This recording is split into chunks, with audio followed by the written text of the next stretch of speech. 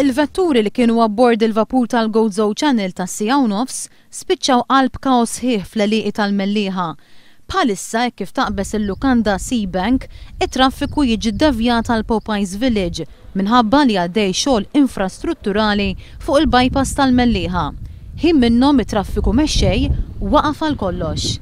Trailer skidja u tiela minn tela bil-konsegwenza li l-parti ta' wara tat-trakk daħal f'ħajta sejjieħ. Nixtieq li ngħaddu minn triq oħra, jien u dawn xufiera ta' trakkijiet l-oħra, u dawn wieħed minnhom.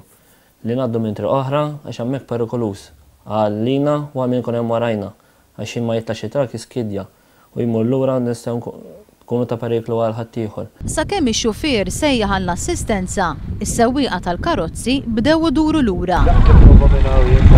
Bħal dan is-sewwieq għamlu l-bqija tas-sewwieqa li għaddew minn qalb l-għelieqi bilan li ma jagħmlux ħin twil jistennew li trailer jiġi ttowjat. Din kienet it-triq alternattiva. Trejqa ġol għelieqi qalb il-ħaxix u l-ħofor. Ħin minnhom it-triq nifdet u l-karozzi spiċċaw qabżu l-trailer bi ftit metri. Fuq il-post waslet gaffa li ġibdet li trailer wieqaf. Bla ħsieb, il-karozzi spiċċaw qattaw madwar 3 kwarti f'din l-avventura.